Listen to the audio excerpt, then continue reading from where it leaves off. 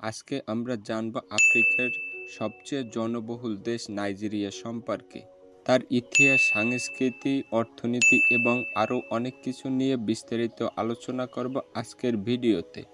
তো চলুন শুরু করা যাক আজকের ভিডিও।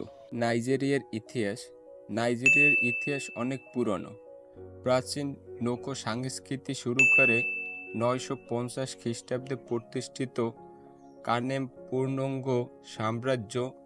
1914 সালে ব্রিটিশরা নাইজেরিয়া একটি ঔপনিবেশিক দেশ হিসাবে গঠন করে এবং 1960 সালে এই দেশ স্বাধীনতা লাভ করে।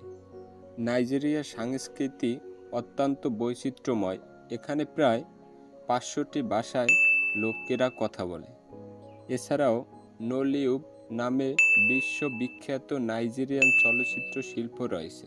তার ঐতিহাসিক খাবার যেমন পাম্বাম, জোলফ রাইস এবং আকারা পাওয়া যায়। নাইজেরিয়া বিশ্বের শীর্ষ তেল উৎপাদক দেশগুলির একটি।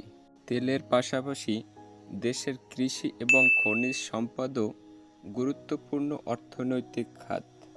নাইজেরিয়া এখনও রাজনৈতিক অবস্থা এবং নিরাপত্তা সমস্যার মধ্যে রয়েছে, তবে দেশের জনগণ অনেক উন্নতির দিকে কাজ করছে। এভাবেই নাইজেরিয়া এক গুরুত্বপূর্ণ দেশ যা ইতিহাস, সংস্কৃতি, অর্থনীতি এবং সামাজিক দিক থেকে বিশ্বের কাছে পরিচিতি লাভ করেছে। তোমরা যদি আরও এমন তথ্যপূর্ণ ভিডিও দেখতে চাও তো চ্যানেলটি সাবস্ক্রাইব করতে ভুলবে না।